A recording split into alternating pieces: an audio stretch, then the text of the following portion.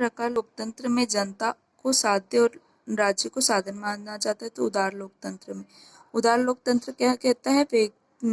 उदार लोकतंत्र में व्यक्ति को अंतिम लक्ष्य माना जाता है, राज्य को अपने अधिकारों के कल्याण और विकास के साधन के रूप में जाना जाता है। लोकतंत्र का यह स्वरूप व्यक्तिगत अधिकारों और स्वतंत्रता की सुरक्षा, कानून के शासन और निष्पक्षता और पारदर्शी चुनावी प्रक्रिया पर जोर देता है। राज्य की भूमिका लोगों की सेवा करना है, उनकी स्वतंत्रता, सुरक्षा, समृद्धि सुनिश्चित करना होता है।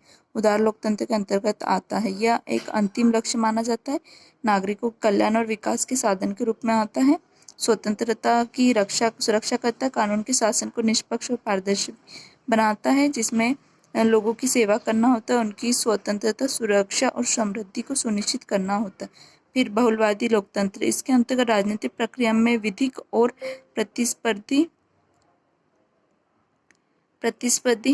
हित समूह की भूमिका पर ध्यान केंद्रित किया जाता है। बहुलवाद में अनेक समूहों की भागीदारी को महत्व दिया जाता है, लेकिन यह आवश्यक नहीं है कि अंतिम लक्ष्य के रूप में व्यक्ति को ही प्राथमिकता दी जाए। अभिजात्य लोकतंत्र कहता है कि विशिष्ट व्यक्ति या संगठनों का एक चयनित समूह सरकारी निर्णय पर सबसे अधिक शक्ति के प्रभाव रखता है।